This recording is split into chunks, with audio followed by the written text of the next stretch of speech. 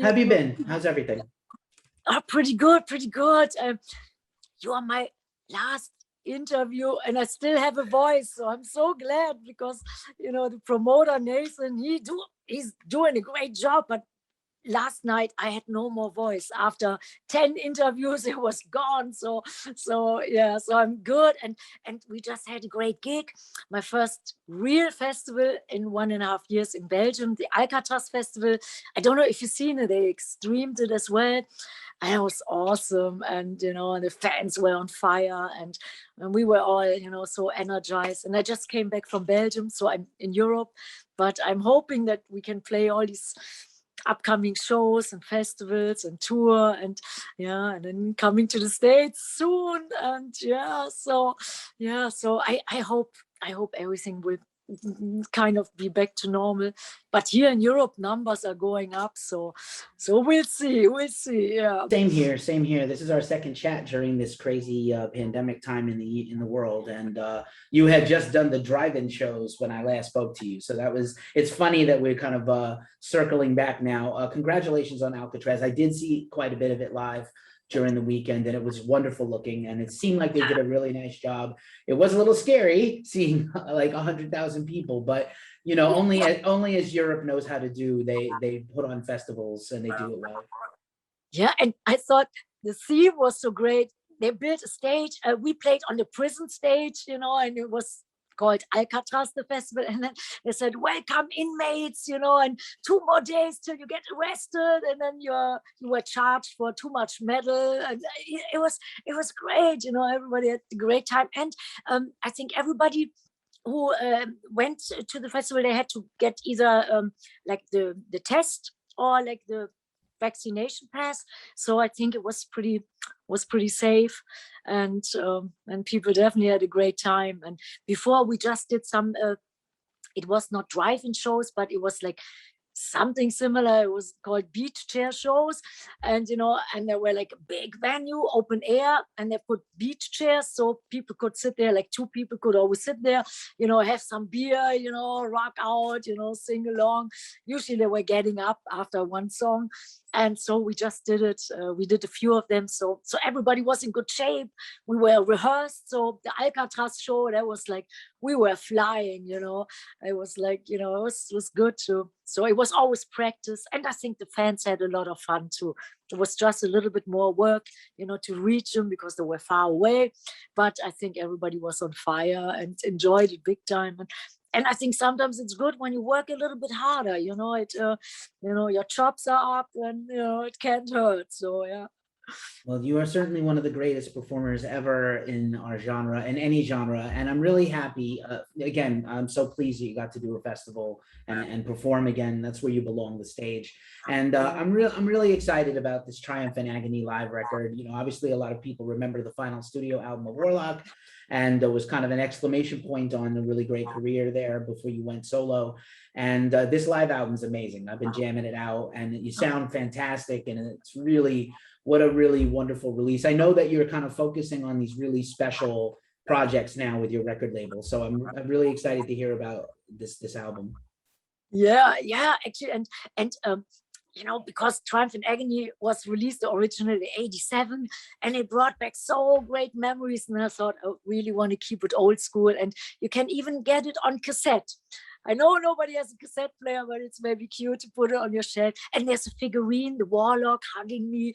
And that's like, probably perfect when you collect some Kiss dolls, and then there's the biggest album cover in the world again, and with a marbled vinyl album. So I think it looks good, and for diehard fans, for collectors. And that's the reason why I formed my own label, to make special things for people who love that stuff, like like us, like the 80s, when it was cool to still look at all the pictures on a vinyl record. And I still like vinyl the most. I think it sounds the best, the quality, it has the most soul and warmth and power. So I like that. So so I hope the fans will enjoy it. And there's the live CD, and that is a Blu-ray, like you can see it live. That was actually the Sweden Rock Festival, and then we did a big documentary about the Triumph and Agony. and I found some bootlegs in 87, 88. So we put some snippets on, and I think it's I think the fans might like it a lot. Yeah. Yeah, you've been very generous opening up the vaults. Like everything you've ever had is coming out now. I'm sure there's more, but this has been pretty amazing the last few years to get this treasure trove of Doro and Warlock material and live stuff and outtakes and all, all these things. But this live album's great. Like I said, you are a wonderful performer live. Sweden Rock was epic. We've seen a little bit of that stuff. So yeah, it's just marvelous for the fans. I think we miss.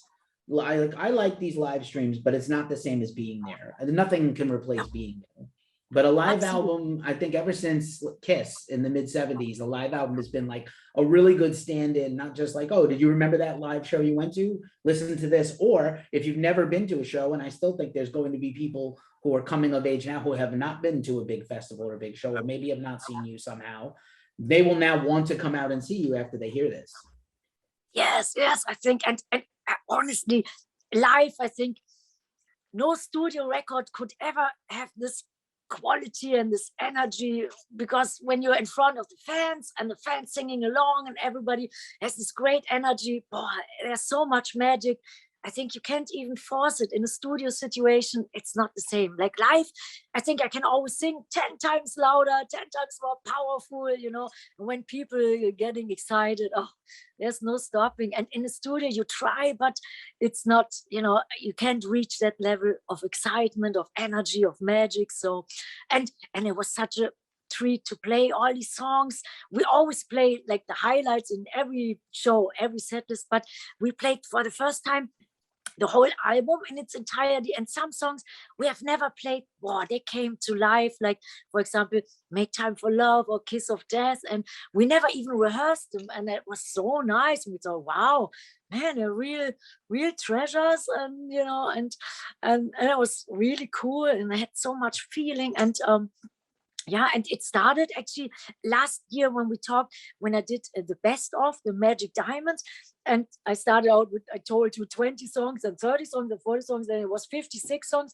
And there was this one song on the ballads. That's the one, I don't know if people know it and remember it, but there was one song that was Make Time for Love. And while I was checking out all the live footage and stuff, and then I heard the first time the Triumph and Agony footage, and we recorded it on many festivals, did an America tour and Spain tour and Norway rock and gas pop and Sweden rock. And then I thought, wow, man, Sweden rock looks good, it sounds good. We remixed it, somebody was cutting it new and nice, but yeah, it definitely had magic. And Sweden Rock Festival, which is a great big festival, like I think 40,000, 50,000 people it holds. And Sweden Rock, they have the best camera work, the best camera guys, the microphones on each instrument, they were like mint. It's like, and then I thought, yeah, let's make the Blu-ray out of the Sweden Rock Festival, and the CD and vinyl is a mixture between Spain and Sweden, because Spain, like the metalheads, they're like somehow like South America, like high energy, totally passionate. And yeah, so I picked the best ones. And there were some other shows we did, but we didn't record them. Like, some shows that were like, oh, I have the greatest memories, like on the America tour.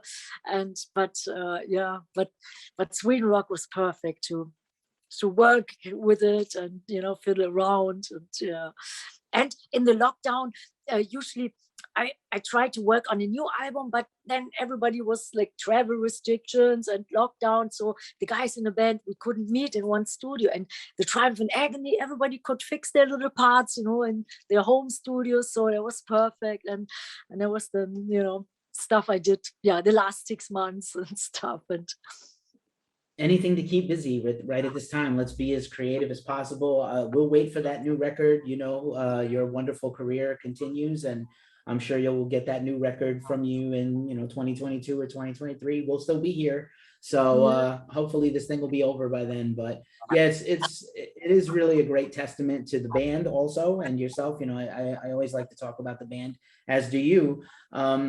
That you really have a really killer, like the best lineup ever, maybe, that you work with. Like, it's just whether it's just the experience or the talent, but it's some combination of like the last few shows I have seen you have been some of the best I've ever seen you do. So yeah. Oh, that's so good, especially in this day and age. And Johnny D, our drummer, he's with me since 1993. Unbelievable. Nick, the bass player, since 1990. Tommy Bowen, our guitar player, I met him on the Triumph and Agony album in '87. So we're all like tight. And Bas Mars, my guitar player, now he's 12, 13 years in the band. Luca, the Italian guy, for 14 years. So it's great. And we understand each other without even talking, like we don't even have to look at each other. Everybody knows what to do and, how to give energy and power to the fans. Everybody is in there for the same reason, and that feels so good. And I'm an only child. I always want to have brothers, and now the band, they are my brothers, and I feel they're watching out for me. I'm watching out for them, and I love them so much. And and now 2 guys in the band, they have now little kids, which I never expected that anybody in our band would have little ones.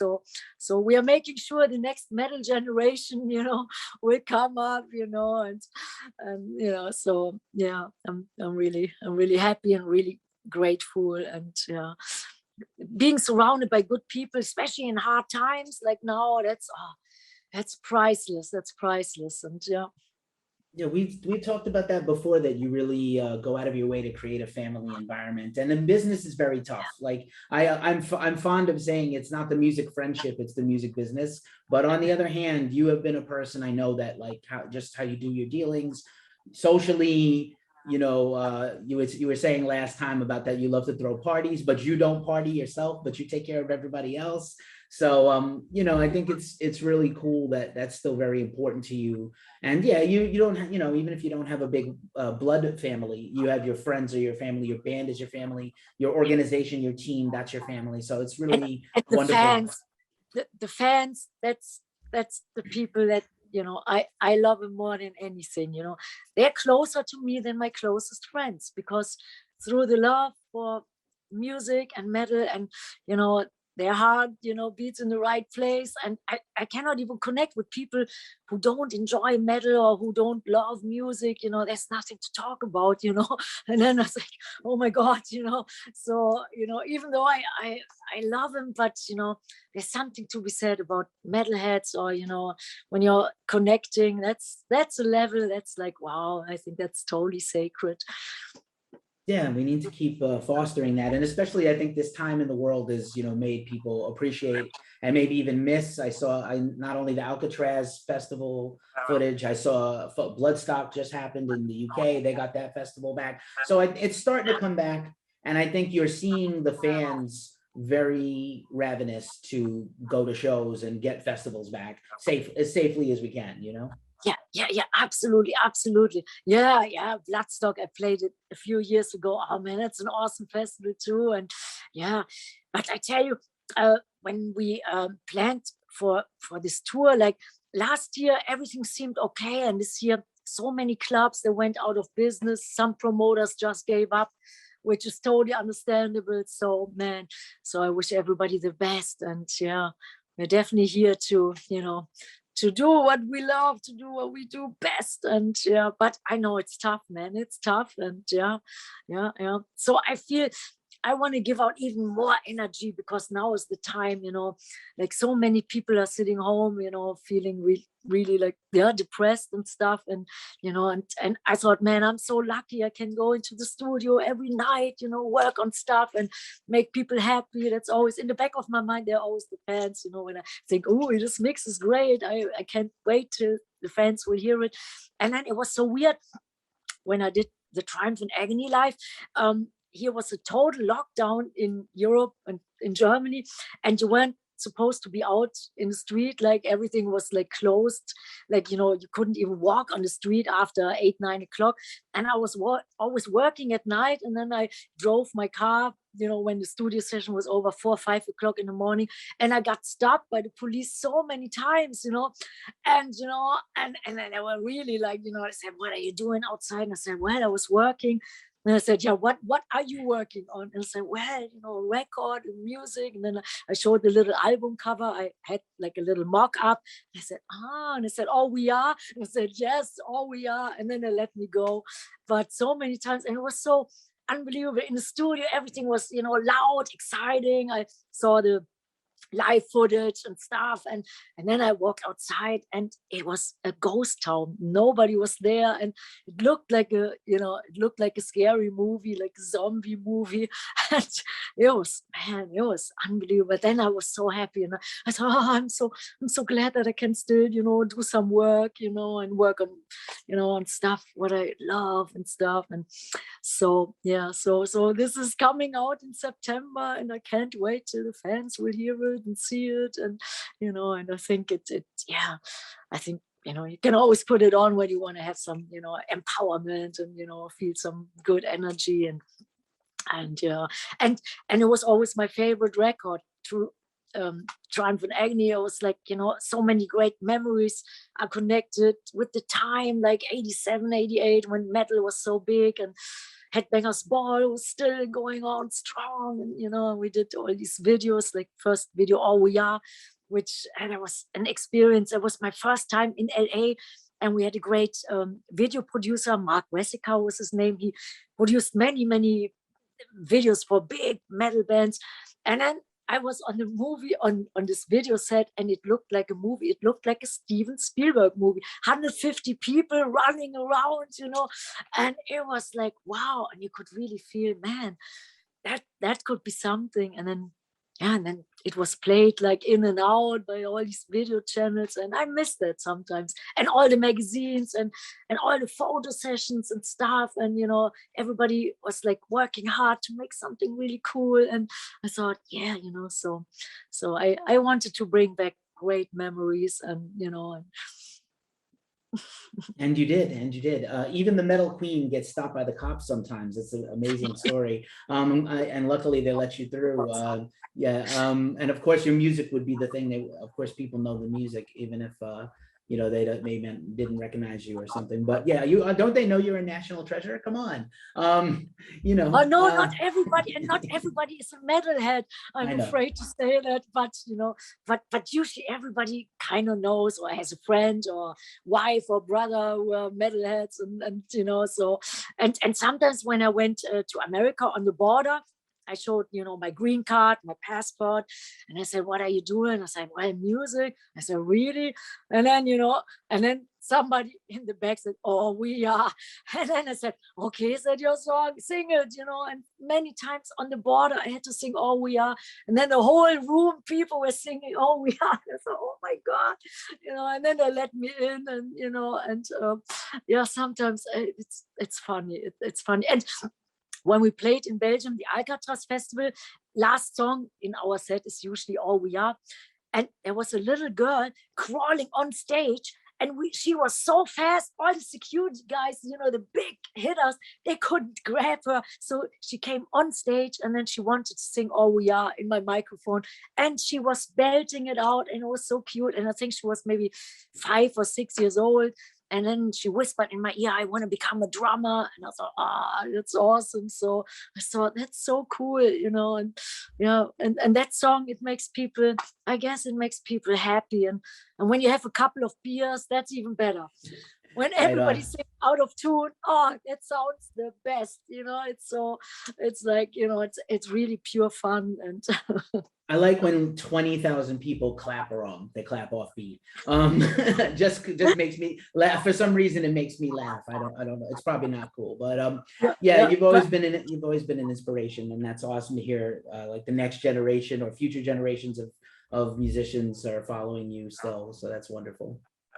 Yeah, and like not anymore the last years, because there is no more videos or video channels. But when All We Are came out, almost every little girl wanted to become a singer or pick up the guitar, or even boys, you know. And then, I thought that awesome, you know, when it's inspiring and stuff. And yeah, that's cool. And you know, I like that. I love it. Nice. I don't know if you know, Marta Gabriel from Crystal Viper just made a covers album called Metal Queens, and Yeah. covering all female-led metal band songs. And as a bonus track, I think she covered Mr. Gold, which is Yeah. not like the first song anyone thinks of for you, but like it is an amazing song, and she's terrific, right? She did a great job. The whole record's great, but I want to know if you had heard that cover and at all, because I think it's wonderful. Yes, I love it. I love it. And that song, man, we haven't played in ages. And it was off the True Steel album, which was our third album before the Triumph and Agony. And I was so happy that she picked that song, because sometimes they're like, yeah, songs, and you kind of like forget about it or don't put it in your set list anymore. And I was so glad, and I thought, yeah, great choice. And she did a great version of every song, and and all these female singers, and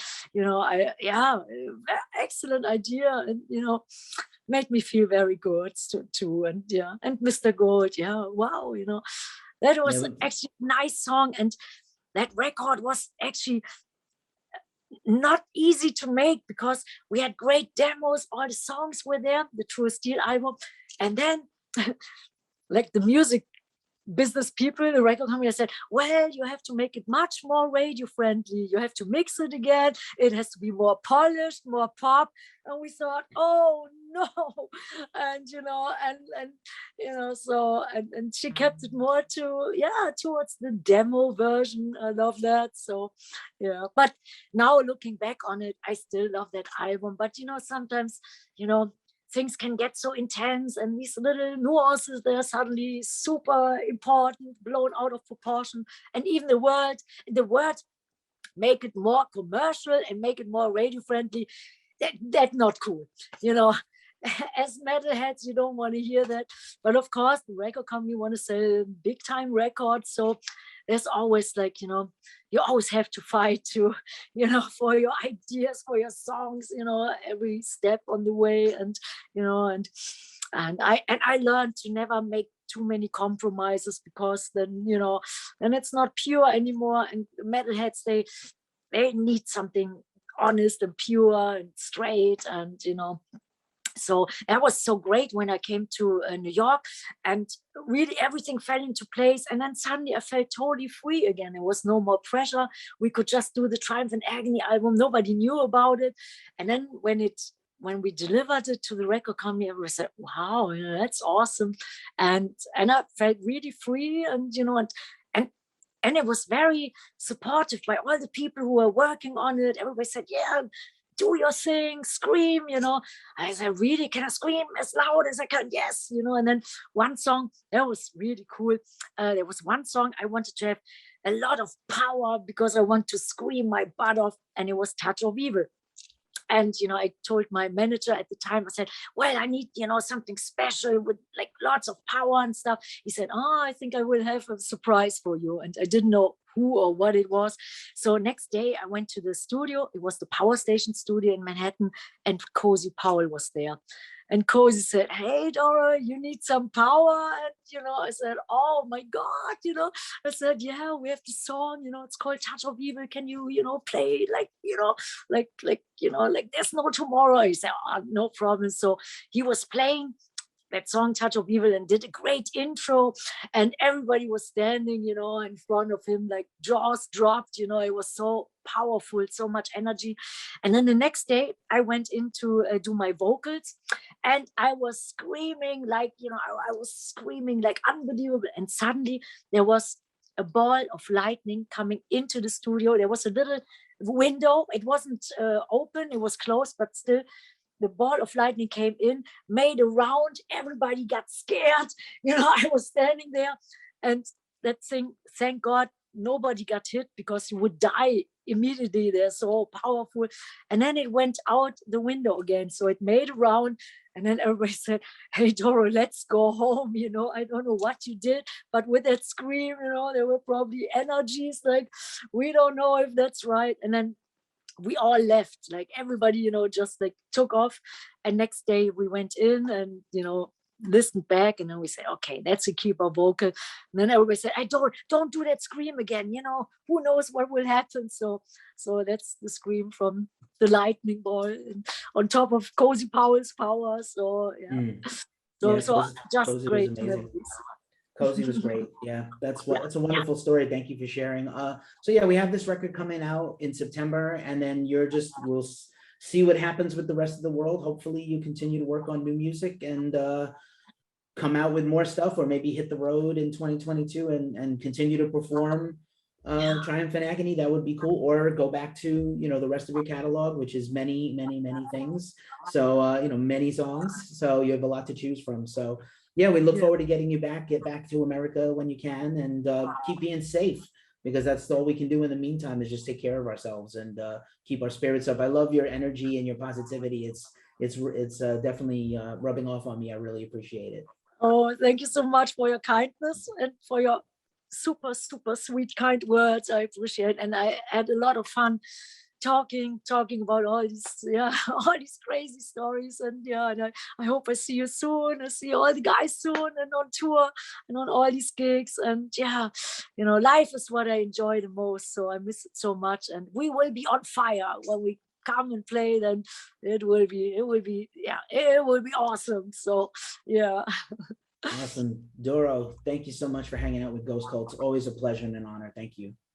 Thank you so much. Thank you so much for having me. It was awesome. And thanks for all the support. And yeah, stay healthy, stay heavy, and stay metal, and lots of love and big hugs and kisses out to everybody, to all the metalheads and rock fans, and all we are. We are all we need for immer, all for metal.